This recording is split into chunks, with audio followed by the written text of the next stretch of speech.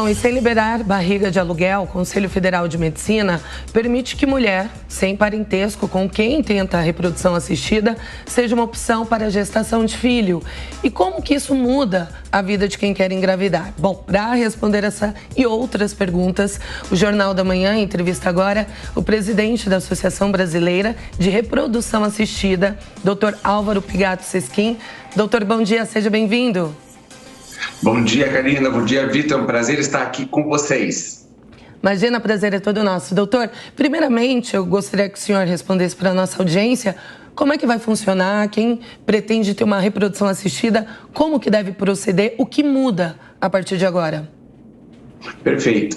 Em relação a essa questão que você levantou sobre a barriga de aluguel, o útero solidário, é possível que a pessoa que vai emprestar o útero seja parente até primeiro, segundo, terceiro, até quarto grau da pessoa que precisa dessa situação. O que aconteceu, então, houve a liberação para pessoas que não são parentes, e daí quando você precisa dessa pessoa que não tem o parentesco, você faz uma solicitação para o Conselho Regional da região e ela acaba liberando essa gestação para que quando for feito o registro civil dessa criança, não tenha nenhum problema em relação a registrar a criança. Então, no Brasil, é possível realizar a barriga de aluguel. Isso é uma coisa bem importante. Alguns anos atrás, 2 anos atrás, a gente viu que aconteceu com algumas pessoas que fizeram útero solidário lá na Ucrânia e que estavam tendo dificuldade em relação a trazer essas crianças para o Brasil. Não há necessidade de ir para a Ucrânia. Nós podemos fazer reprodução humana com útero solidário no Brasil. Isso é muito importante ser reforçado. E do ponto de vista médico, doutor, qualquer mulher pode atuar como barriga de aluguel? A resposta é sim. A pessoa tem que estar fisicamente apta, ela tem que estar clinicamente apta, não pode ter hipertensão, não pode ter diabetes, não pode ter doenças crônicas, né? Então, doenças que eventualmente podem levar a alguma complicação, a gente já não pode, essa pessoa não deveria, né, ser voluntariada para ceder o útero. Mota. Doutor, eu queria saber a sua implicações éticas. Acho que não deu para entender a pergunta, Mota. Travou um pouquinho o seu áudio. Você pode repetir, por gentileza? Peraí que a minha conexão está ruim, Brown. Me dá só um minuto para eu ajustar aqui. Perfeito. Vou seguir então com uma outra pergunta, doutor. Queria que o senhor explicasse para a gente se essas regras elas já entraram em vigor, se tem um prazo para que isso aconteça, como é que vai ser?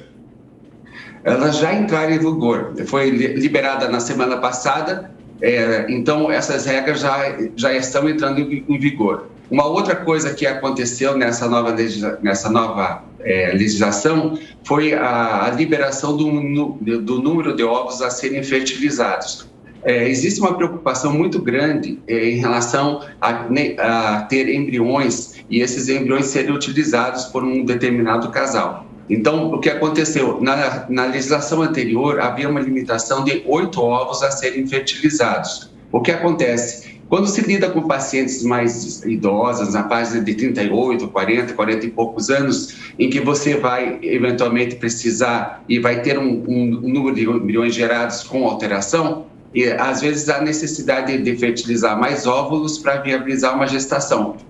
Da mesma forma, quando você vai fazer o diagnóstico pré-implantacional, que seria a análise do embrião para ver se tem alguma alteração cromossômica, então muitas vezes é necessário ter fertilizados mais óvulos para viabilizar com que tenha mais embriões e você tenha a chance de ter um embrião viável. Então, essa é uma outra alternativa. Na legislação anterior havia sido limitada e nessa legislação atual foi liberada essa questão técnica para estar fertilizando mais óvulos para conseguir ter um embrião viável para aumentar as taxas de gravidez. Esse é um outro dado bem importante que aconteceu nessa legislação. Agora, doutor, por que o Brasil ainda não tem uma legislação específica sobre este tema? Existe uma preocupação do Conselho Federal de Medicina em relação a isso? Sim. O que acontece no Brasil é que nós temos uma lei de biossegurança de 2005 que norteia algumas áreas da reprodução humana.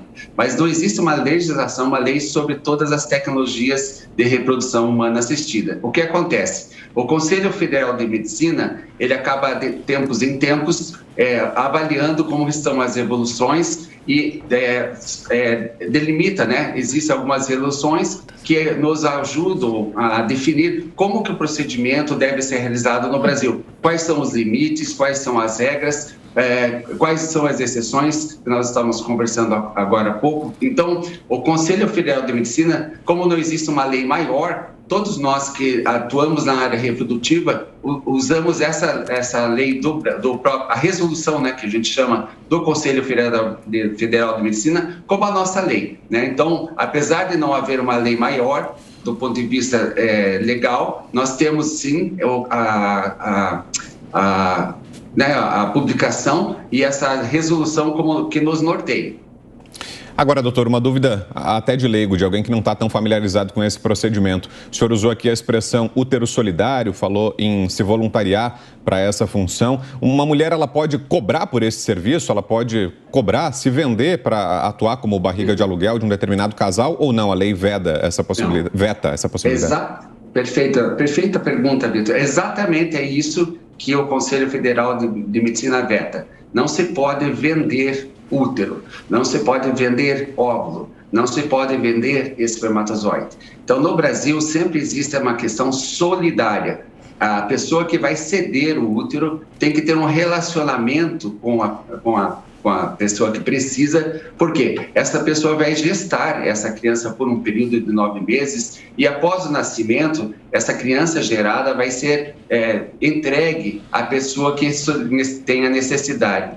Então, é muito importante que esse relacionamento seja fino e que essa pessoa, ao entrar nesse processo, entre de forma solidária, voluntária e de maneira alguma pode haver remuneração em relação a, como você falou, não tem como comprar ou cobrar por um útero solidário. Ele tem que ser realmente um ato voluntarioso da pessoa que está cedendo esse útero. E o que garante a segurança, a saúde, enfim, alguma assistência a essa mulher que cede o útero, doutor? Na própria resolução existe uma normativa em que a pessoa que vai ceder o útero é a pessoa que está precisando daquela